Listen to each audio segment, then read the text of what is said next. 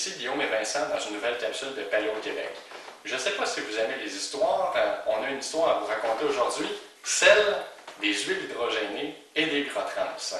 Alors, papa Guillaume, pourrais-tu nous raconter Il était une fois les gras trans? Bien sûr, petit Vincent, je vais te raconter ça. Donc, les gras trans, puis les huiles hydrogénées. Dans le fond, l'histoire de ça est super intéressante, c'est pour ça que je la raconte aujourd'hui, puis qu'on va vous expliquer un peu c'est quoi. C'est que, tu sais, les huiles hydrogénées, puis les gras trans, ça n'existait pas avant environ 40 ans, c'est les années 70. Ben, non, en fait, donc, ça existait, sauf que il n'en mettait pas partout parce que il était capable de faire les molécules, mais il n'en mettait pas dans toute la bouffe là, parce que c'était pas nécessaire. Pourquoi? Parce que quand les gens, quand les compagnies, par exemple, avaient besoin de gras, ben, ils prenaient des gras naturels, puis ils prenaient beaucoup les gras saturés. Okay? Donc, par exemple, McDonald's faisait ses frites avec du gras de bœuf. Avec du gras de bœuf. Parce que du gras de bœuf, c'est quand même assez stable à haute température. La molécule est saturée, donc ça veut dire qu'il n'y a comme pas de trou dans la molécule, puis ça veut dire qu'il n'y a pas de molécule d'oxygène qui peut venir se fixer après, fait que la molécule, elle ne s'oxyde pas.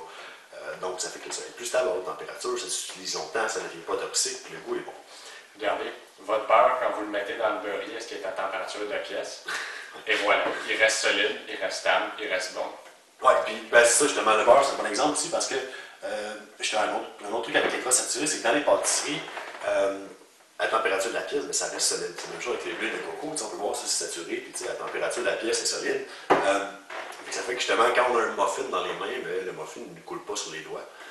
Fait que c'est vraiment pratique pour plein de trucs pour les compagnies. Fait que naturellement, les compagnies avaient avantage à prendre des gras saturés, à prendre des gras avec des gras naturels, parce que les gens aimaient ça, c'était bon. Sauf que là, dans les années 70, avec Ancel Keys qui disait que les gras saturés c'était mauvais, les nouvelles recommandations, les gens ont commencé à vouloir changer ce qu'ils mangeaient, à vouloir manger moins de gras saturés. Fait que là, ce qui s'est passé, c'est que les compagnies se sont fait chialer après, parce que les autres mettaient du gras saturé dans tout. McDo, c'est un des pires. Ils disaient le gras saturé, ça fait des maladies cardiaques, arrêtez ça. Fait que là, ce qui se passe, c'est que les compagnies, ils ne pouvaient plus mettre de gras saturés dans ce qu'ils faisaient. Sauf qu'ils n'ont pas le choix. Dans le fond, ils ne pouvaient plus mettre de gras saturés dans ce qu'ils faisaient, sauf qu'on ne peut pas cuisiner sans gras. Okay? Ça coûte le carton, c'est dégueulasse. Donc, par exemple, justement, ceux qui faisaient des pâtisseries ou en boulangerie, il fallait qu'ils trouvent d'autres choses. Okay? Parce que s'ils n'ont pas de gras, il n'y a personne qui va acheter ce qu'ils font, ça goûte juste pas bon.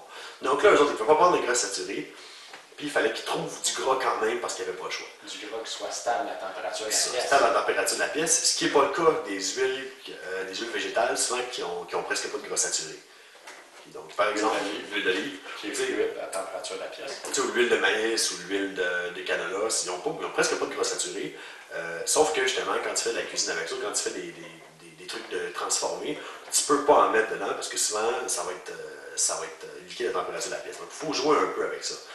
Donc là, ce qui s'est passé, justement, c'est que les compagnies ont commencé à faire de l'huile hydrogénée pour que, justement, ce qu'ils font, c'est qu'ils rajoutent une petite molécule sur les molécules qui sont insaturées, ça fait que la molécule devient saturée, mais ça, c'est fait artificiellement. Fait que ça fait qu'elle gagne un peu les mêmes propriétés que du gras saturé. Donc, le gras, il devient stable à la température de la pièce, il est plus stable à haute température. On peut commencer à utiliser ça partout. Le beurre qui était saturé, qui est stable à la température de la pièce, pensez à la margarine qui est majoritairement composée de gras pas bien saturé, elle aussi est solide à la température de la pièce, mais c'est fait artificiellement. Oui, exactement. Normalement, la margarine, ça devrait être liquide. Donc là, on a ça. Puis là, ce qui s'est passé, justement, c'est que les pauvres compagnies encore, parce que, si on peut dire ça, comme McDo et les cinémas, sont fait chialer après.